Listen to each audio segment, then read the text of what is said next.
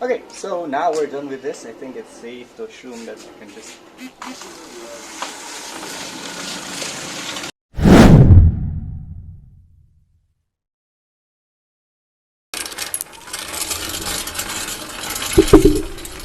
and push this in. Okay, the first one that I'm going to show you would be the most basic of the basic. The one that you can wear even if you're not fully equipped with a fatigue or a military style equipment. So we will be having this. Okay, so give me a little bit of time to wear this.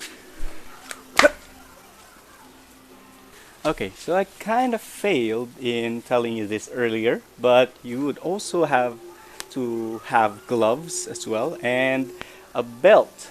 Okay, belt, a little bit essential kung meron kang mga kailangan isabit such as a drop leg holster, kung may pistol ka, and gloves because the very annoying thing that happens in airsoft games is matatamaan ka sa iyong fingernails at sobrang sakit nun. So if you don't have motorcycle gloves or an army grade gloves, you could just of course have the construction workers gloves.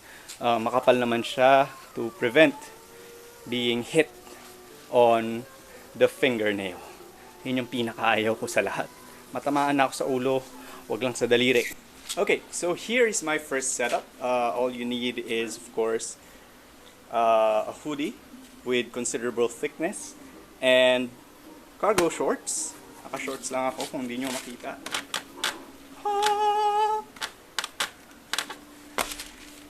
You can also wear pants with this one kung ayaw nyong matamaan yung legs nyo.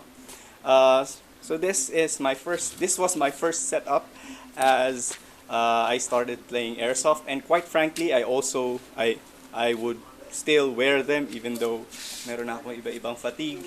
Bakit? So I usually use this particular setup for CQBs, speedballs, and of course yung mga mabilisang laro. Why? First and foremost, it's easy to set up. Second of all, you're not going to be dragged down by a lot of weight because these things can weigh you down eventually. Okay, so pros and cons, no? So pro, you can move quickly. Easy to set up kahit wala kang bilhin. May hoodie ka lang, shorts or jeans, you'd be set. Okay, so right now, kung di nyo napansin, nakachinelas lang ako because it's too much of a hassle to actually change shoes. So sabi ko nga, tamad ako. And of course, what shoes can you wear?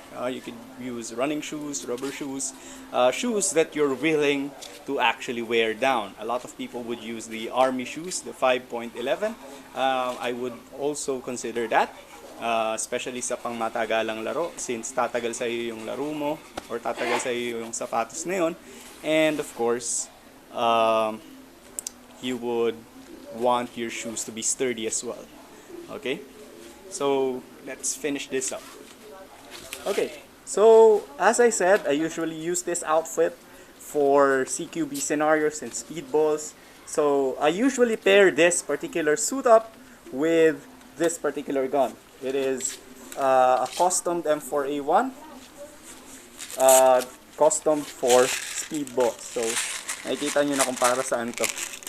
Doon ilalagay yung ammo.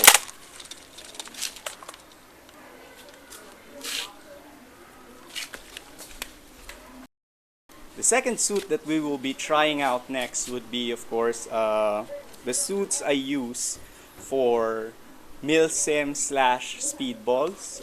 This could be for skirmishes. This could be also used for speedball as well since light fabric lang din yung gamit dito. Okay, so I usually use this if I want to be a team black.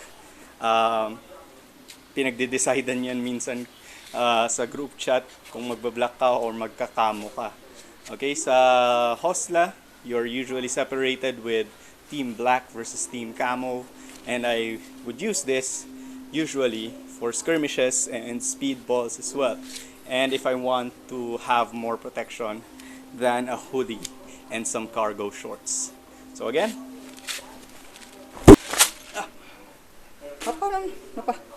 not even gonna ask.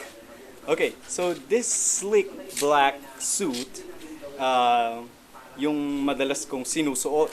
Why? Because it's lightweight but not as light as yung kanina. And this could be used for military simulations. And of course, yung t-shirt part niya, or yung ditong part niya, it's made out of thin latex, latex fabric. So, it's actually quite breathable. What I would recommend is actually this particular suit because gusto ko siya. It's slick black, it protects you from the neck up kasi para siyang turtleneck, and also your legs. Nakachinelas pa rin ako. And also, you can move relatively fast as well compared to the last thing that we're going to try, but that's for later. But not as fast as the first thing that I showed you earlier. Okay, so usually I use this for military simulations and to be in team black. And of course, it's quite slick. Okay, ito yung pinaka-favorite kong suotin talaga sa lahat. Lalo na pag night ops ka, nako, hindi kang makikita unless may what do you call this again?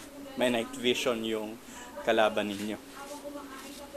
So to complete the look, okay, so since this is called for either close quarter combat, speed wall, or military simulations, you could use, of course, or I usually use rather, my custom M4 kung gusto kong sumugod at doon ako mamarel, or if it's focused more on military simulations, I usually go for this one, yung H&K M4 ko, because ang ganda kaya tignan, di ba?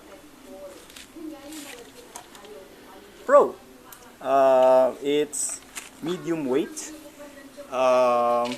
it's slick as hell, as you can see. I look great in black. Don't debate that, matatalo lang kayo.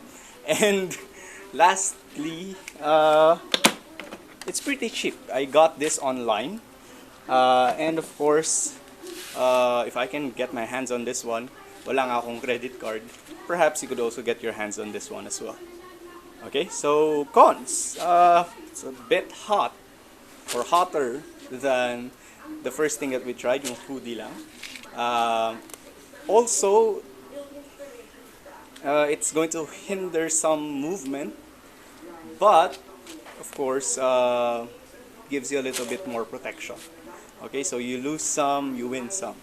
There's really no best load out there is. If you overload yourself, you're going to be quite vulnerable. If you underload yourself, if that's even a word, you're going to be hurt.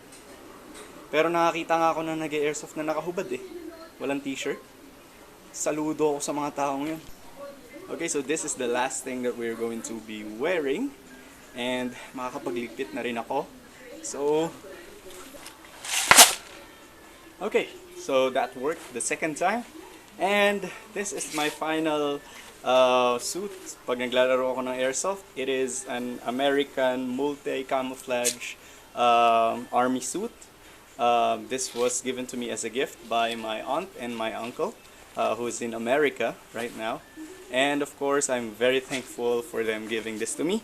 And this is a very thick, suit. However, although mainit siya, very comfortable to wear siya. And I usually use this for military simulations such as the bivouac. So, asan na yung patch? Ayun, yung patch ko ng bivouac. So, just... Yan. Hi, Doc!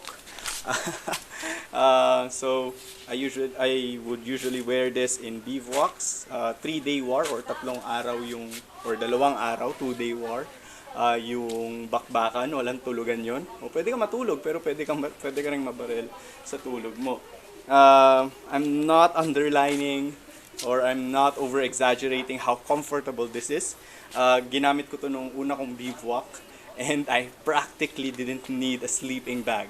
I just laid on the ground with this on, and everything is comfortable.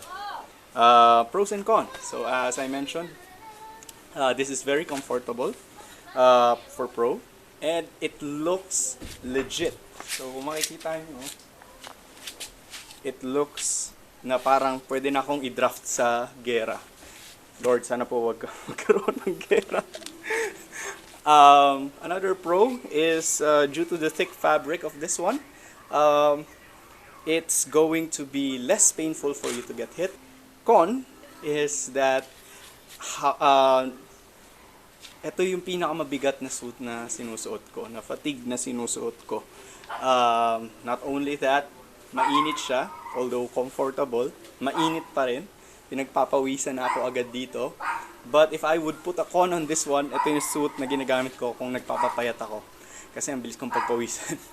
And of course, that's about it. These are the 3 suits and some of my loadouts. And of course, just to complete the look.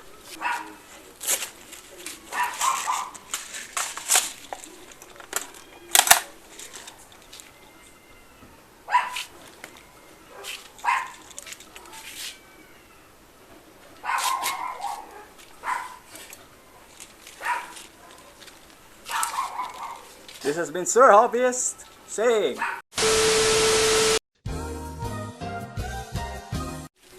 stay at home, wash your hands, or I'll be coming for you.